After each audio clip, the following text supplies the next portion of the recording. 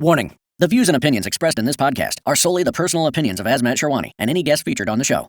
These opinions do not reflect the views of any other organization, Azmat Sherwani, or his guests, who are directly or indirectly affiliated with. All content shared is for entertainment and informational purposes only and should not be considered as fact. Any comments made about specific organizations, in particular, are not limited to Uber, Autocab, iCabbie, Cab9, or Cordic regarding their operations staff or data sharing practices, are purely personal opinions and are not to be taken as factual statements. Please consider this podcast as subjective commentary and not as verified information. Enjoy the show. I have always hated Autocab, personally. I hated them before I met John Gardner, and I think how they announced it was absolutely disgraceful. Scumbags, absolute fucking scumbags. If I had a big plant, I'd whack them over the head with it. One for the road. One for the road, are you ready? Let us sit and talk, take a sip and talk. Take a sip. One for the road, everybody. Let us sit and talk. Woo. Whoa, here we are. There we go. Welcome to the Dotted Studio. Mate, it's lovely. Beer, great furniture, lovely mood lighting. Well, it's our first podcast, and you are our very, very first guest. I'm honoured.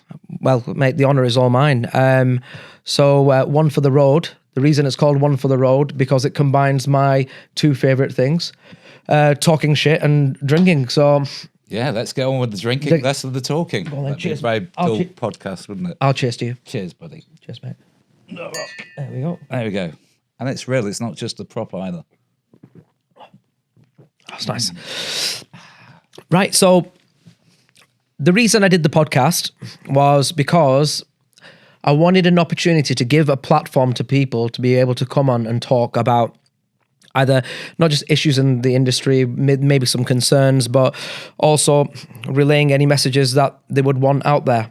What I didn't want it to be is inviting people to come on and, taking the piss with the sales pitches and talking about them and us pushing that out. Yeah.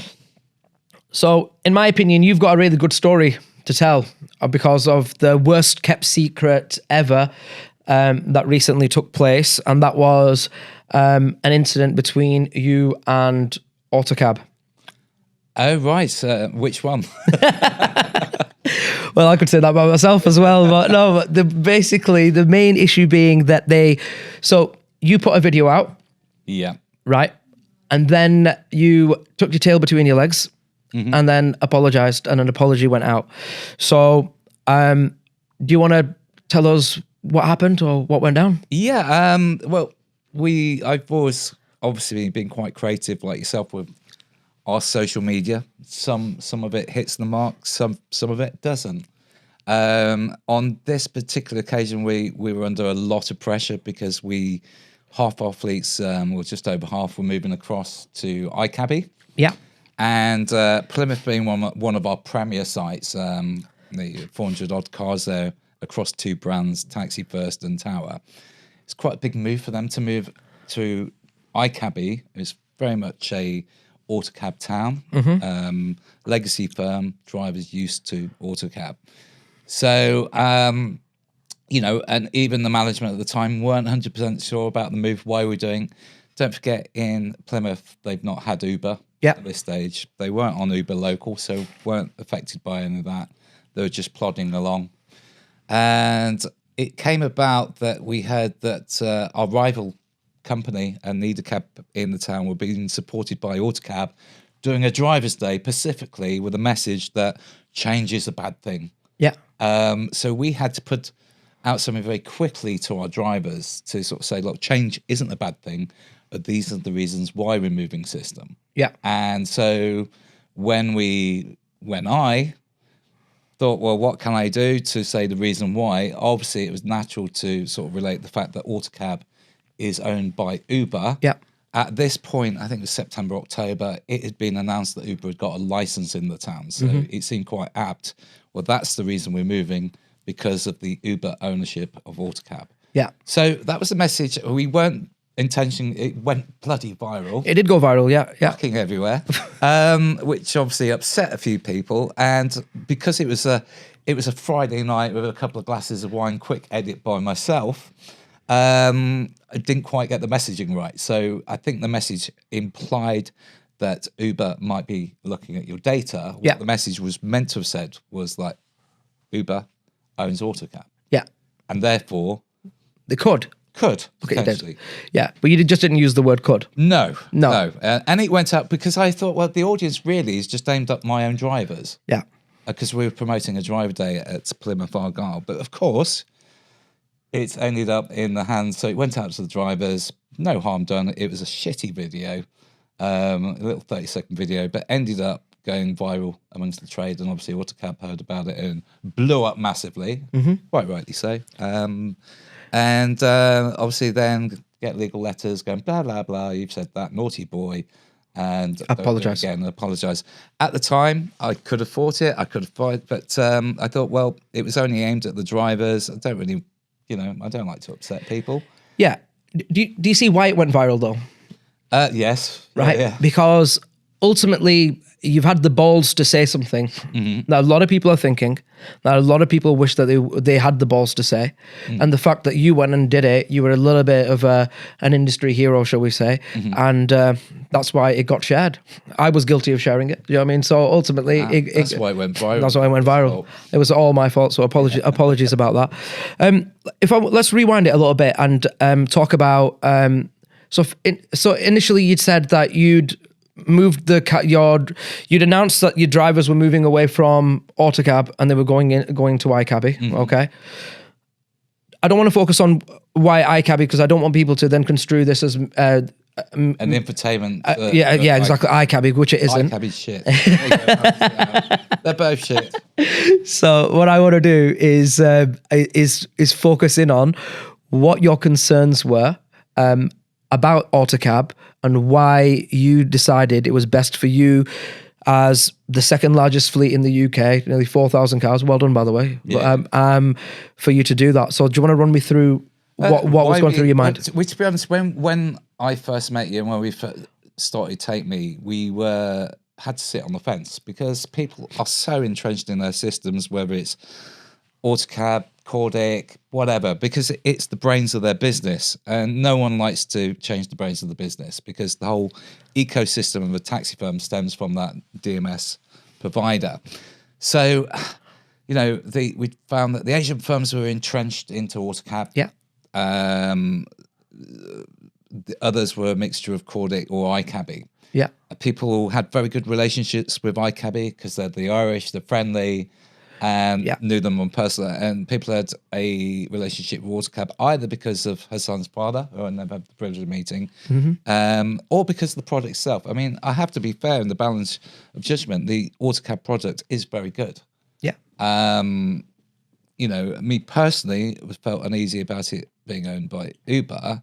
However, that wasn't always the case, which I'm sure we'll discuss later. I did actually back Uber Local.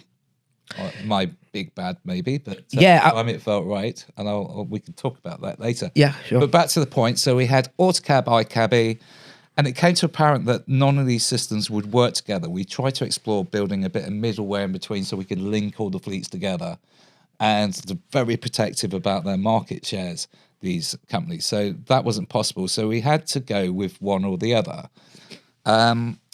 Strangely enough, because we had more on Autocab, Autocab was going to be the one we would migrate everyone across to. Then the shenanigans with Uber Local started with that announcement that cut us off with 2 weeks. We only had 3 fleets on it, but it affected one really badly because we gave each manager the opportunity to say yes or no to it.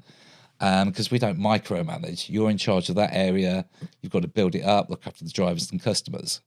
And for Stoke-on-Trent, it was 4,000 bookings a week. So it's massive for them to lose. And I think how they announced it was absolutely disgraceful. We're taking this away from you after a lot of people put their necks out, and the controversial. It's very controversial, as you know. I know, yeah. So we just felt a bit, as you'd say up here, a bit skanked. Yeah. So just on that announcement, so I got, I had a phone call from Autocab, let me know that.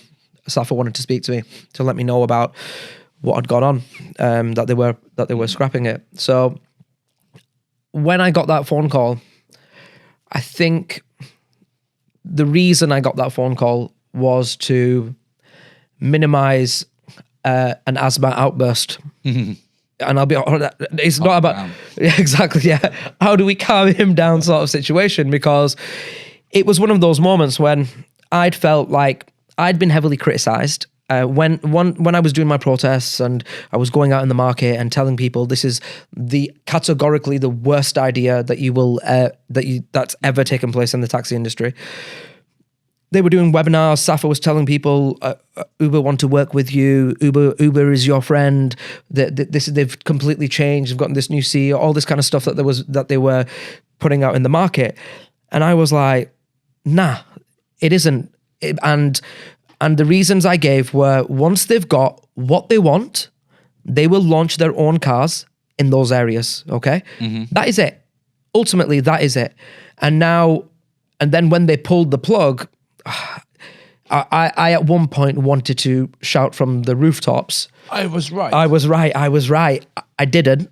The reason I didn't is because we started doing a bit of business with them. Not massive, but they were sponsoring our events Were they and stuff. buying your silence, do you think? They were buying my silence. Yeah, maybe. You're happy to take their cash. Yeah, I'll always take cash if anyone who knows me well enough. But But I felt horrible inside because my take on it is because I had this big confrontation and with these guys, and I thought, you know what, it's all settled now. Do I really want to stir the pot again? One, and it would be really unprofessional if these guys were my customers and I was out there in the market then hammering them. And I just thought it would be.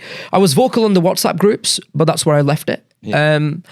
But that was on the back of obviously them ending the relationships, but. When they launched their own, when they started applying for licenses up and down the country. Which they did very quickly. Yeah. I think April, was it? Yeah, well, we were mentioning earlier at the bar that we did a freedom of information on Plymouth when they got the license. So I think it was December they cancelled Uber Local. By April, the applications were in Plymouth. And that wasn't announced until later last year. So they must have been doing that all around. I think they did the same in Darlington and other sites. Yeah. So, I mean, going back to Uber Local, I think we backed at the time because we give managers autonomy of their sites. And it was felt that, well, it's better to keep your enemy close. And if they are going down this aggregation route, which is quite plausible, because at the time Uber were having all these legal issues with licensing drivers, let the professionals operate it, no different to taking a job from CMAC, or, potentially they could have been an aggregator. Yeah. So some of us, like myself, thought, well, that's plausible. But it's more a case, well, actually, we could use this to get Uber drivers on board, as well. Which it worked quite well in Birmingham. I think the first week we took 60 drivers on. I don't know, there's a company in Edinburgh that literally had them queuing outside because you could give them the best. You can still take Uber, but you can still take cash and still have the benefits of working for an operator. So it appeared like a win-win, but then there was that nagging little voice, a little brown guy with a billboard that was telling you, don't believe him, it's a trap. And I remember being at, I don't know why I'm holding that, I was sat on, I bet one of your sons put that there. But I remember, where was I? Yeah, so I remember you doing that, and a lot of people put out, well, you're just bitter because of your fallout yourself personally with Hassan. Autocab. Yeah.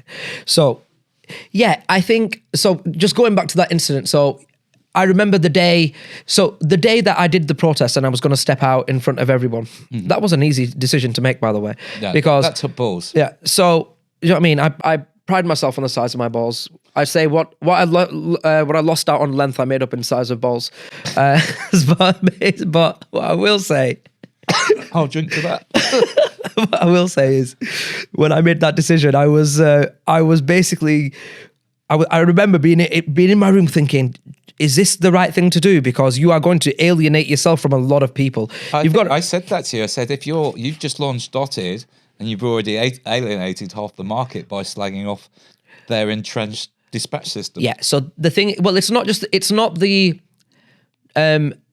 fleet so much, it's the suppliers. So you've got suppliers who only integrate with iCabby and they work with iCabby who love Azmat and I'm their best friend, right? Yeah. But then you've got suppliers who are reliant on Autocab because they work with Autocab, and any negative thing to them, it would be, would obviously have an adverse effect on me. So if I'm doing events where I need sponsorship from suppliers and stuff, you should kind of shooting yourself there. But what I'll say is, so that day, I went out, I did it. A lot of people, Autocab customers, were coming over, shaking my hand, and they're going, "Oh, you took balls, well done, congratulations for doing this and all that." But I remember specifically looking at Marcus, because I looked over to you and John had just come out. I think you had a pint in your hand, and you shook your head. You looked at me and you shook your head. And me and you have always been pals from ADT days, or like like with you and Ash, and like and having a drink with you and all that. And I remember that was the one time I shit myself, and I thought, fuck, I've made a mistake here. No, I think, to be honest, and knowing you even more now, I know you're sensitive to these things. You come across as being bold and brash, but you're very sensitive to people's feelings about you. And so it did take big, hairy balls to get out there and do it. And fair play, you did it, and you built your reputation in this. And actually, you're a bit like Uber of the marketing world. You know, chalk or cheese, you people talked about you. So it did you no harm. No. And you were right. You know, hands up, you were right. We, as a company, were just trying to sit on the fence, because at the time we were trying to get everyone together to build this Take Me network. And because we know people are entrenched in their system, I have always hated Autocab personally. I hated them before I met John Gardner. He'll tell you a story that I had to sit out their office before I went in there because they'd ripped me off in the past, charged me something they didn't deliver. I think that was James DeVille and Co. So I'm sure they've changed. DeVille's changed. They had that reputation. And I remember Tilly, lovely Tilly at Autocab, saying, "Oh, we're not like that anymore." And she spent a lot of time kind of saying, "We're the new Autocab now." And so I got sucked into that. And I think the staff at Autocab are amazing, but I don't like the old guard. And the old guard had that reputation of ripping you off. Or that's how people felt. That is not fact, I'm sure, but that's how you felt about it. I think like what you just touched on about the about how why you guys did it because of Take Me. So the reason I thought you did it was because Take Me, and again, in my opinion, was created to get everybody together, but you would be looking for an exit, right? Uber local work would benefit anyone short term. It would increase your numbers, and then if you were going to try to go for an exit, you've got more numbers to do an exit with. I get that, and I think that's what I looked at why you were doing it. I think don't forget at that point we had a lot of sites on iCabby and Autocab. Plymouth didn't take, and we gave each manager the opportunity. It was only Mike and Stoke that took it on board. Didn't really do anything in Birmingham. Didn't really do anything in Leicester. And we just saw it as an opportunity to steal Uber drivers. You know, why wouldn't you? You still get the Uber work, great, and you get contract work and you get cash work. And it worked in Birmingham, where already they had a saturation point of Uber drivers that were looking to increase revenue. So it helped there. But I just didn't like the way they ended it. And I think it was the worst PR ever when they came out, well, the good news is we're taking it away from you, but the even better news, we're going to expand it into Europe. So all of us that have just backed you, you've taken it away just before Christmas. So we've now got a massive hole in Stoke of 4,000 jobs a week, potentially losing drivers, and giving you the customer base. And then you say that's good news. And it was the PR spin, which was done really badly. Well, but that was your earlier point. Why did we go to iCabby? That was the first mistake I felt they made in the relationship towards us. You made a point about Europe, so while we're on it, why don't we touch on it now? So basically, what's happened is they've launched Uber Local in the UK, went tits up, launched their own vehicles in those areas. So now the UK market is done for, grounded, or whatever, however you want to put it for them. I don't think they're showing any interest in the UK market now. If you look at, you mentioned DeVille before. If I look at DeVille, every other week DeVille's ringing me, telling me about a new Autocab customer he's signed. I think did they take Lucky 7 in Stoke? Absolutely a massive firm. I can't, apart from maybe an acquisition, I can't think of a single large operator in the UK that has switched over to Autocab since that announcement, and maybe one in Scotland. I think that was an acquisition, but ultimately I've not heard of anyone. But at the same time, I know Richard Smith at iCabby very well, and I know the kind of numbers he's bringing in. They hired Lee Nealon, who in my eyes is one of the best salespeople in the UK, and he's been hammering them as well, and so has James. But I don't see any fight back from them. And the reason behind it, in my opinion, is because there is zero interest for that organisation in the UK, and they are now focusing on Europe and the United States. Yeah, I think, in my opinion, their reputation has possibly been tarnished here because of the connection. But I certainly know companies like Cab9 and iCabby. I know probably more about iCabby because we've got firms on Autocab that are joining us this year. We don't announce it now until they're on iCabby, and there's literally a queue to get them transferred from Autocab to iCabby. Because iCabby are that busy with onboarding at the moment. So what would you say to any European fleets like that who are now, because you've done it and you've been in that position, so the European fleets aren't, in my opinion, aren't being made aware of what happened in the UK. And I know there's a lot going on in the United States with these guys as well. What their value proposition is: come and get loads of Uber work, and that's pretty much the value prop. What would you say to fleets like that? I'd be very wary because I'll bring you back to the attention that Autocab is owned by Uber, and when we think about Uber, it's not worked with the trade; it seems to work against the trade. So eventually, Uber will suck away your customer base and your drivers, and leaving you have to scramble around for different types of work.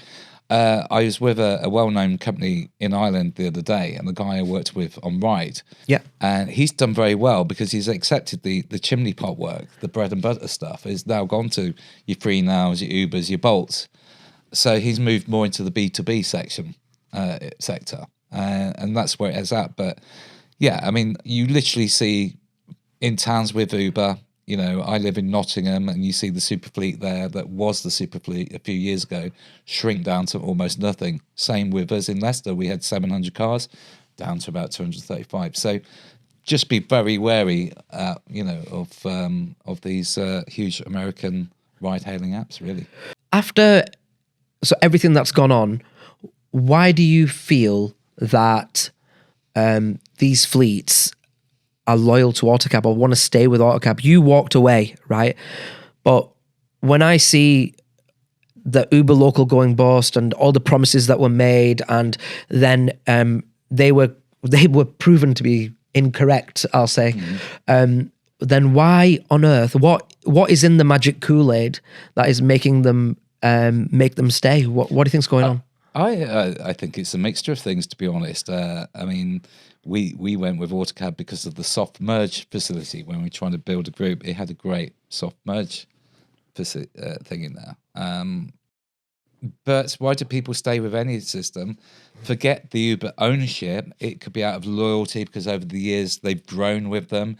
Could be the family, the original owner. It was a brother. I don't know. But also changing a system is really hard. You potentially, if you don't get it right, you can lose 20-30% of the fleet. Yeah, exactly. I mean, I think, yes, at the back of the mind, they think, well, actually, my biggest rival owns the brains of my business, which is, that's the bottom line. But I don't want to break anything, and I'm doing all right, Jack, at the moment.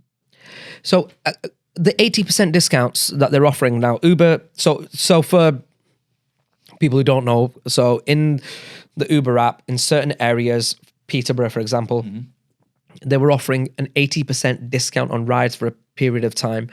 Now, what does that do to a taxi company? What do they have to, I mean, in terms of for them to even have to compete, they'd have to lower their prices.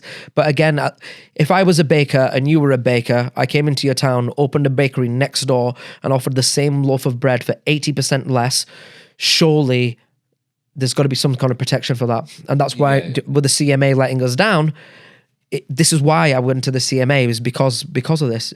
Yeah, because if you go to your baker analogy, so, all I am is a baker, I can't afford to take 80% off because I've got children to feed. Yeah. You might be able to, because although on the surface you're a baker, I'm Greg's. You're Greg's. You've got other income behind you, and you've come in just to knock me out of business. So eventually, you'll be selling that loaf of bread for £4, like me, but then go higher because you've knocked me out. And that's what Uber's doing. Is that they're going in, buying the customer, buying the driver, and then they get to a saturate, and the driver thinks it's great. And then they get to a saturate, and then they start ripping it from the driver. So for starting out, I've seen surge on my app when I've used Uber, for experimental purposes only, but the driver's not taking advantage of the surge because the driver will just work for peanuts because they're all scrambling around for that work. Have you read the CMA report? Did you read it? Long time ago. I'm sure you're going to remind me. I am going to remind you, point. actually. Yeah, I'm going to remind you of a quick point. The CMA recognises that taxi companies might not receive prior notice of any access by Uber to their data. Those taxi companies would be deemed as having agreed to such sharing of data when they previously consented to Autocab's data terms, and the merged entity could use that data to disadvantage the local taxi companies in those areas. But they go on to say, nevertheless, to the extent they are now concerned, the existence of credible alternative BDT suppliers have the option to switch to an alternate BDT provider. So BDT referring to booking dispatch system, okay? So in a nutshell, and again, this is how I am interpreting it, is that, yeah, they could look at your data, but if you've got a problem with it, move to a different supplier. Yeah. Have you read that phrase before, or what do you think of that?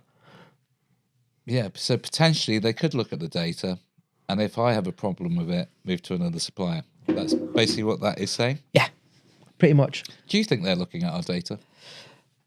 So at the awards, the last Tax Summit Awards, I spoke to Autocab employee who was in charge of that, and with all due respect, I don't remember the gentleman's name, grey-haired gentleman, and he told me he was in charge of that, and he categorically told me that there is no way of them looking at the data, and all I went away from that is thinking, you wouldn't have a clue, mate, and that's all I thought about it. You wouldn't know. I don't think they'd know about it, and I just think, if you remember the webinars and stuff that Safa did when the Uber announcement happened.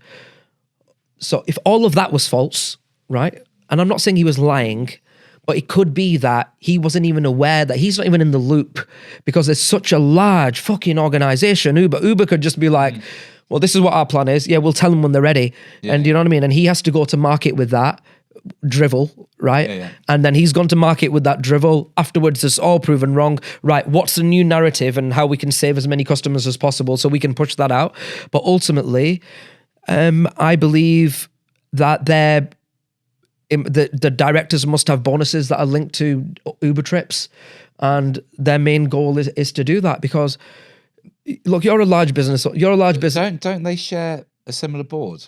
Autocab and Uber Britannia, is it? Yeah, so if you just go on a company's house and have a look, that's obviously available. But yeah, they do. But if you think about it now, if you were Safa, now think about how long ago that exit was.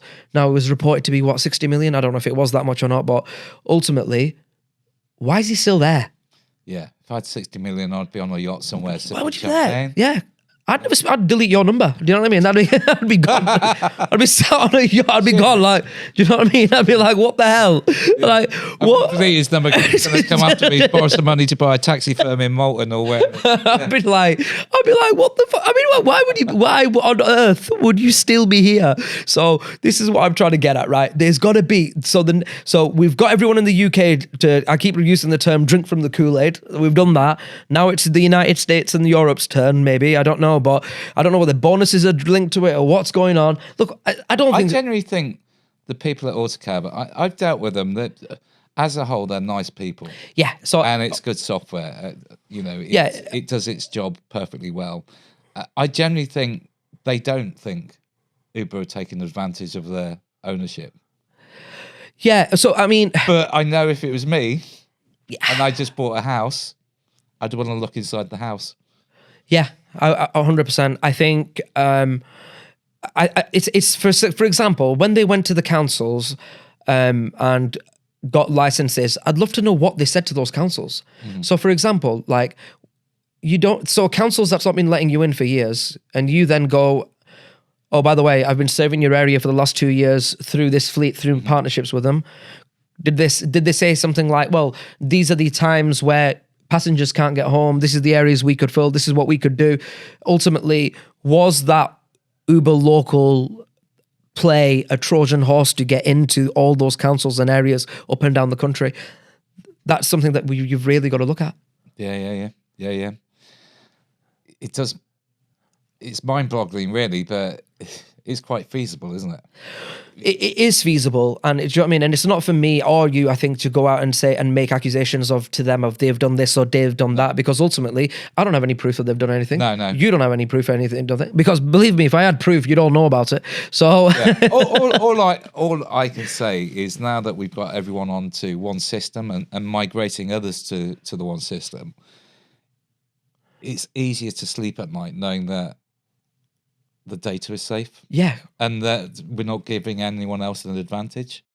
And this is another key part, is that people who are who are now the United States and Europe, who are looking at this as a short win, as in, oh, we'll get the jobs. But my take is like, Uber is very unpredictable. Well, as found out, they can pull the rug at any moment, any time. Gap. Exactly, yeah. You wouldn't even know that it's happening. We went off on a bit of a tangent there, but bit of a ride, but it's been a great ride.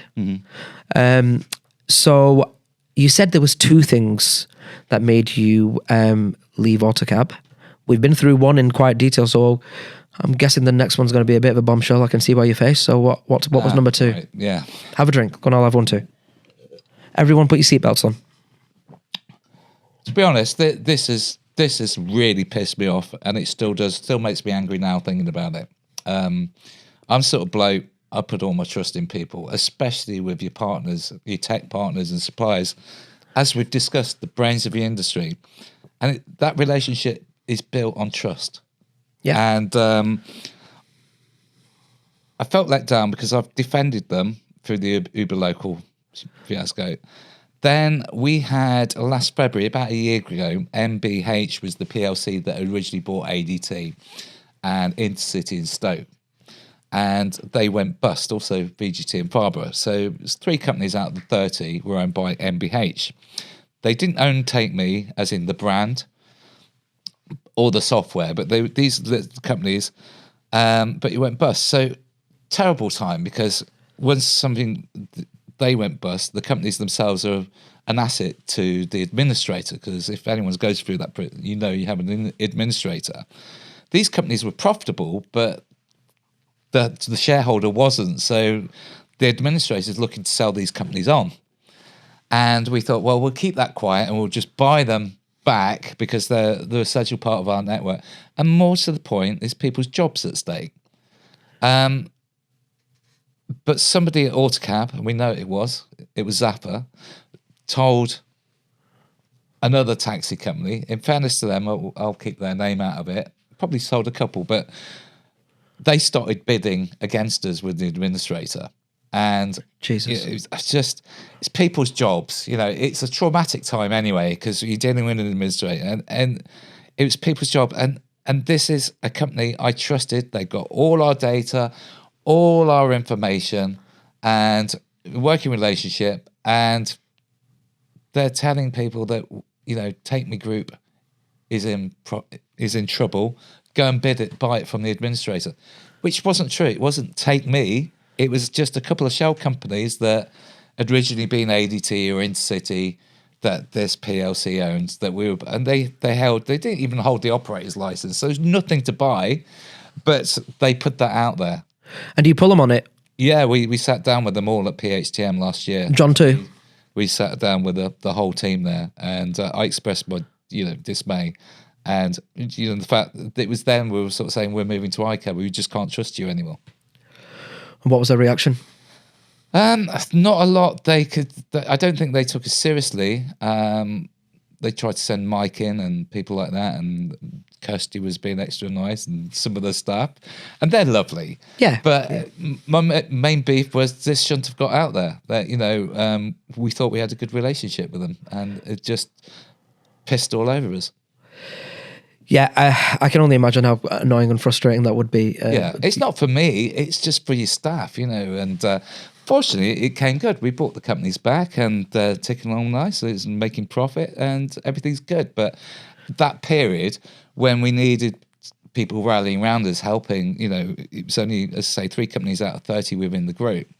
The people you least expected to be pissed on, to be pissing on you, were shafting us. That's how it felt. Yeah, it's unbelievable, and I will say that today's podcast, my first episode, I wanted it to be with a bang, and I knew you had a story to tell, and that's why I wanted you here. I think it wasn't to have a do at Autocab or whatever. It was just a case of I know about your feelings on it, and I know a lot of what you've said is right, and I just thought it's only fair that you have a platform for you to be able to vocalize your concerns, because everyone's run away with this rumor, by the way, you know that, don't you? So all sorts of stuff's been said about you in terms of why you did that apology, what actually got said, what they threatened to do this to you, that to you. I mean, all this kind of people are adding on their own parts. So I'm super glad you came on today and had a pint with me and tried it through. I must reiterate, I mean, I'm still a bit impartial when it comes to systems. I love iCabby. I love them to bits, and I think their pipeline is great.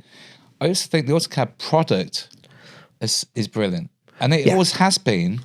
It's just, right from those early days when I got by them, basically taking the deposit off me for a product.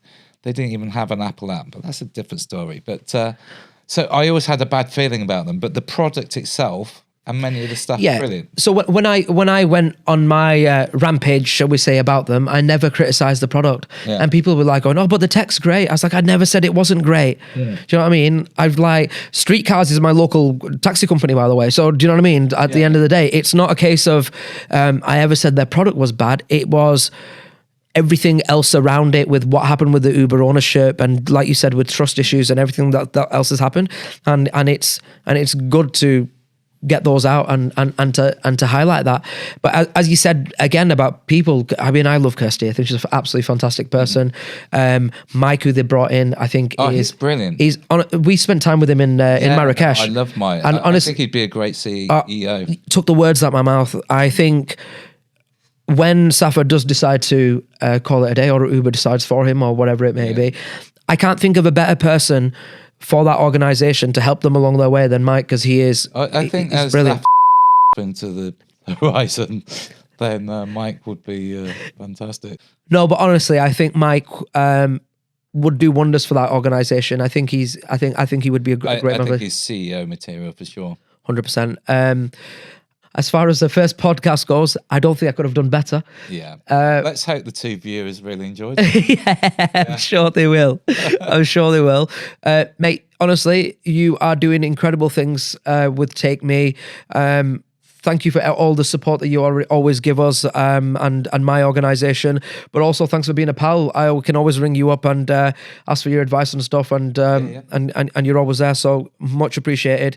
And thank you for having the balls to share your story with the industry, rather than being pied off by letters and what else. I'm sure we'll get one after this. Oh, mate, 100%. I'll be waiting at my house when I get back, but we're all good.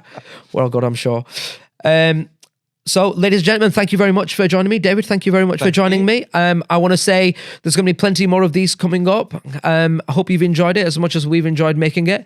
And keep on rocking and keep strong for the industry. Thank you so much. One for the road. One for the road, are you ready? Let us sit and talk. Take a sip and talk. One for the road, everybody.